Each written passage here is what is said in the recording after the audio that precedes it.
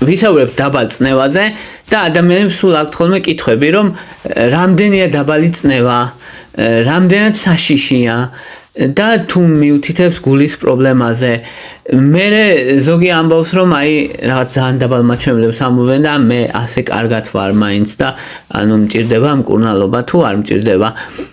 ან რა იწევს თუ შეიძლება მისი მოგვარება. აი ამ ყველაფერზე ვისაუბრებთ. პირველ რიგში რომ განსაზღვროთ რამდენია დაბალი წნევა, მიიჩნევა, როცა ზედამაჩვენებელი სისხლის წნევას რო ეძახიან, ანუ სისტოლური წნევა 90-ზე ნაკლებია, ქვედამაჩვენებელი როცა 60-ზე ნაკლებია, ამას ეძახიან დაბალ წნევას. დაბალი წნევა შეიძლება იყოს რამდენიმე სახის და ან კატეგორიებად ამოკლეთ. დაყოფილი უხეში პრინციპი ასეთია, რომ თუ ადამიანს მუდმივად დაბალი წნევა აქვს, ქრონიკული დაბალი წნევა ქვია, თუ უცებ დაუარდა წნევა, მაგას მწვავე დაბალ წნევას ეძახიან.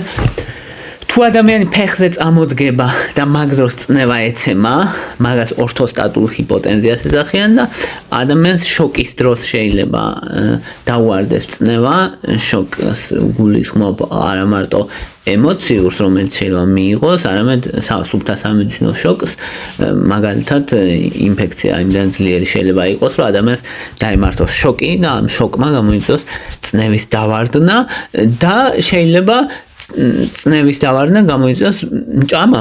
განსაკუთრებით ასაკოვან ადამიანებში 40%-ში თითქმის ჭამის მერე წნევა ეცემა და პოსტპრანდიალური ჰიპოტენზია ქვია მაგას.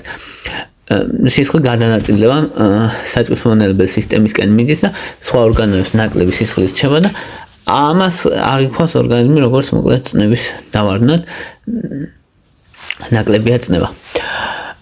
ორთოსტატული ჰიპოტენზიაც არის ძალიან ხშირი, ანუ ადგომისას ადამიანს რო თავბრო ეხება ხოლმე რაღაც პერიოდში თითქმის ყველა ადამიანს განუცია, უზომოდ ხშირია. ყველაზე ხშირი ნიშანი წნევის დავარდნის არის თავბრუსხვევა და ორიენტაციის დაკარგვა, სისუსტე. ეს თავბრუსხვევა ერთ-ერთი ყველაზე მთავარი მახასიათებელი არის ის, ეჭვი მიაქვთ ხოლმე, რომ აი რაღაცა თავბრუ მეხვა, დაბალი წნევა ხო არ მაქვს ნეტა. აი ეს არის კლასიკური ფრაზა.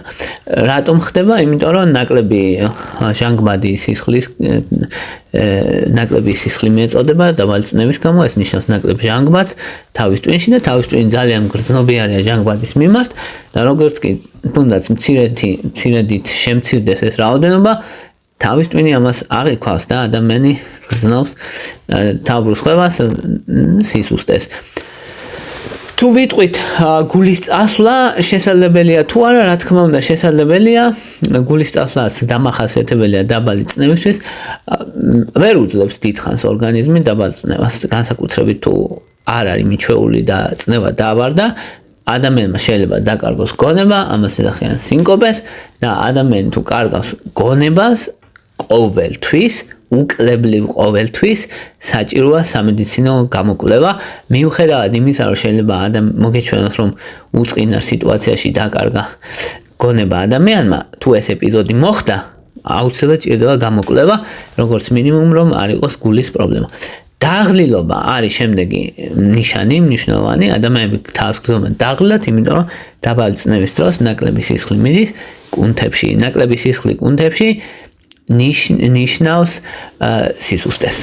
შემდეგი ნიშანი დაბალი წნევის არის გულისრევის გრძნობა. რატო? ზუსტად არ ვიცით რატომ, მაგრამ სავარაუდოა, რომ ავტონომიური ნერვული სისტემა აქტიურდება იმის საპასუხოდ, რომ წნევა ეცემა და ეგ მოქმედებს ვაგუსზე, ცდომილ ნერვზე, რომელიც იწვევს ამ გულისრევის შეგრძნებას.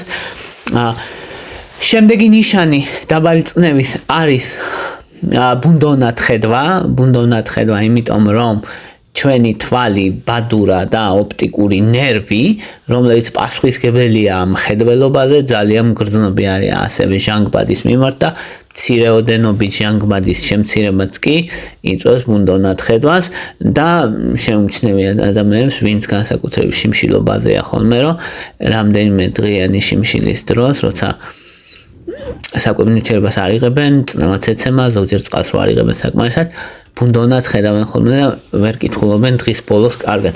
ეგეც ერთ-ერთი მნიშვნელოვანი როლი აქვს გლუკოზის ნაკლებობასთან ერთად წნევის დაქვეითებას, ბევრისთვის ნაცნობია ეგ სიტუაცია.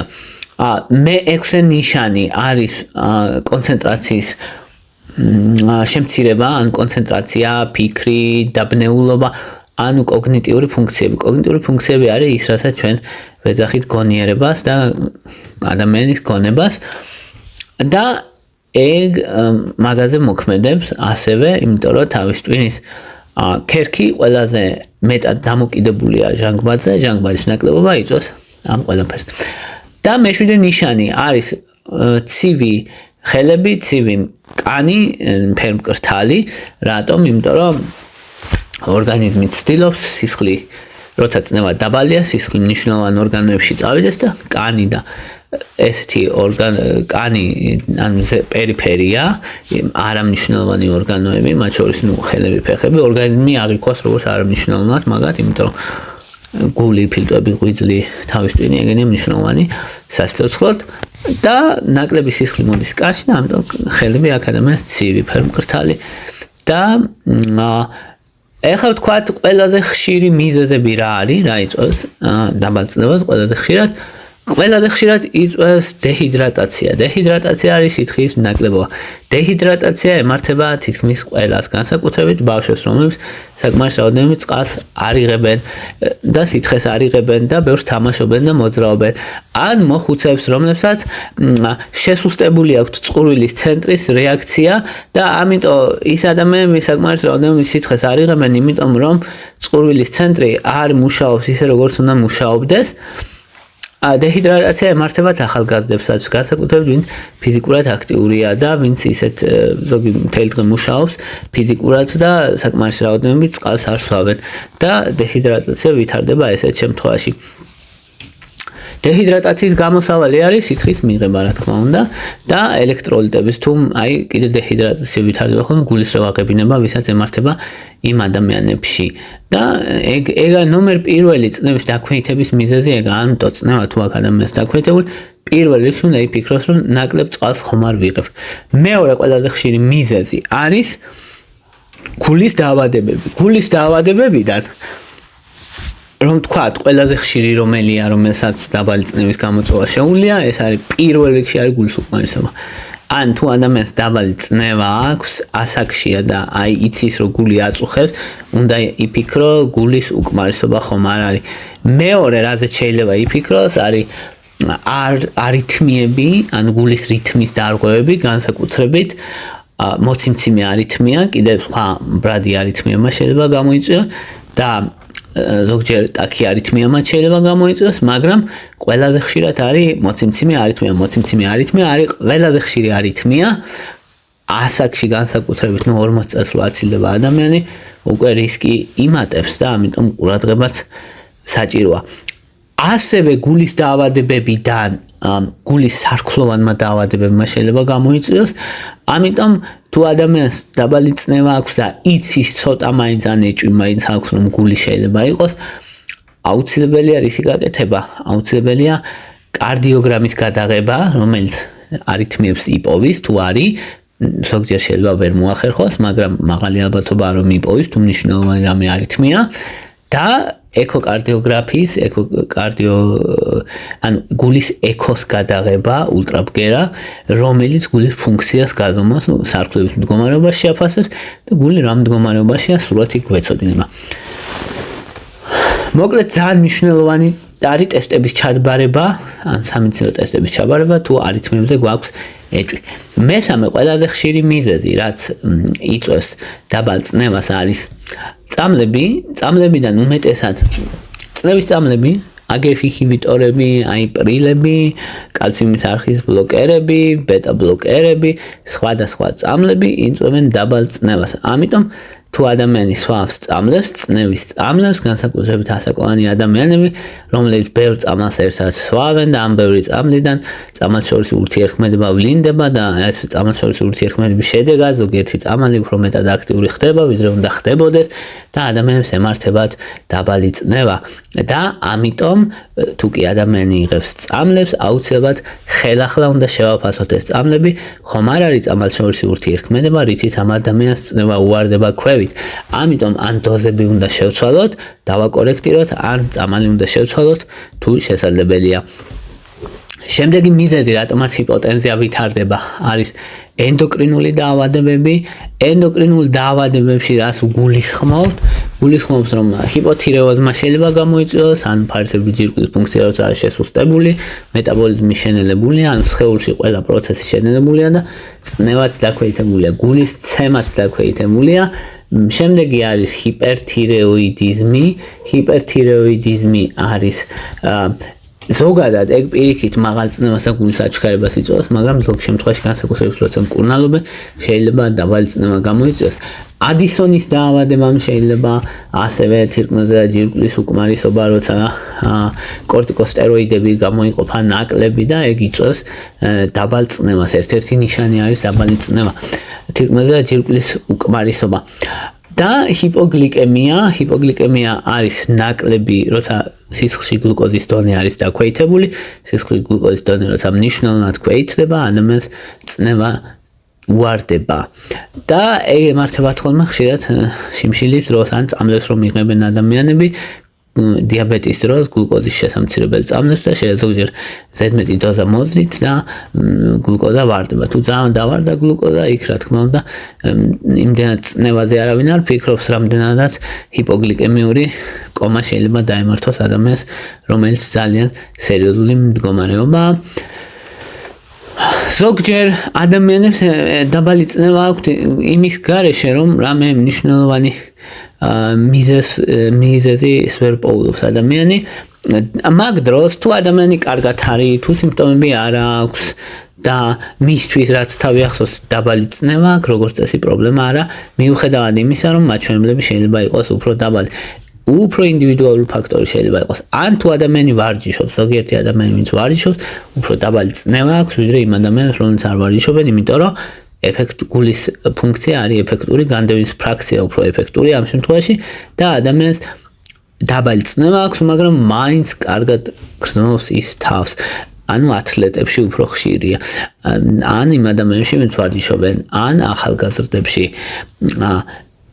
ჯამში ცუდის ნიშანი არ არის, პირიქით ეფექტური სისხლძარღვოვანი სისტემა, თუ ადამიანი ჯანმრთელია და თუ ადამიანს სიმპტომები არ აქვს. კიდე neural mediated hypotensia ქვია, ანუ ქართულად დაახლოებით გავლის ესე, რომ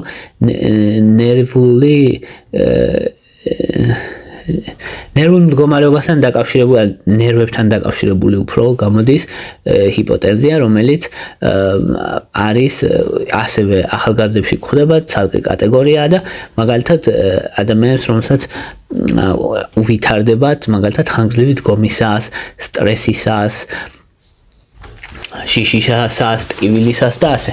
და ეგ არის ვაზოვაგალური რეაქცია ჯამში, ანუ აზრი ის არის, რომ იმის ნაცვლად, რომ სტრესულ სიტუაციაში პირიქით ენერგიის მობილიზება მოხდეს და წნევის მობილიზება მოხდეს, ადამიანის ორგანიზმი overreaktsiას აკეთებს, რომელიც არ არის ჯანსაღი იმ შემთხვევაში და წნევა უარდება. შესაბამისად, ახალგაზრდებში უფრო ხშირია ეგ. შემდეგი მიზეზი არის შოკი, მაგალითად საუბარია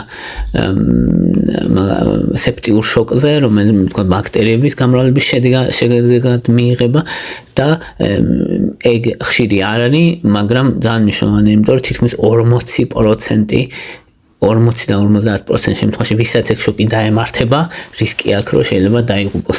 ამიტომ სასწრაფოდ მკურნალობა ჭირდება, თუ მკურნალებ, ადამიანი გადარჩება. ამიტომ აუცილებელია, რომ ვუმკურნალოთ შოკის ამოცნობა და მკურნალობა აუცილებელია. და ბოლოს ორთოსტატული ჰიპოტენზიაც არის დაბალი წნევის სახეობა, რომელიც როცა წნევა ვარდება, როცა ადამიანი ფეხს ედგება, წნევა ვარდება მაგაზია. ეგ არის ორთოსტატული ჰიპოტეზია. ორთოსტატული ჰიპოტეზია ხშირია თითქმის ყველა ადამიანში. ბევრ შეიძლება დაემართოს ცხოვრების განმავლობაში. საშუალოდ პოპულაციის 30%-ს აქვს რეგულარულად, განსაკუთრებით ხშირია ასაკოვნებში. განსაკუთრებული მკურნალობა როგორც წესი არ ჭირდება, თუმცა არსებობს სხვადასხვა მეთოდებიც მაქვს განხილული ჩემს ვიდეოებში ორთოსტატული ჰიპოტენზია ბევრჯერ. აი ეს იყო რისი თქმაც მინდოდა, მადლობა რომ მისმენდით, მადლობა რომ გაინტერესებთ, თუ მოგწონთ ჩემი ვიდეოები დალაიქეთ, თუ მოგწონთ ჩემი არხი გამოწერეთ, მადლობა ინტერესისთვის.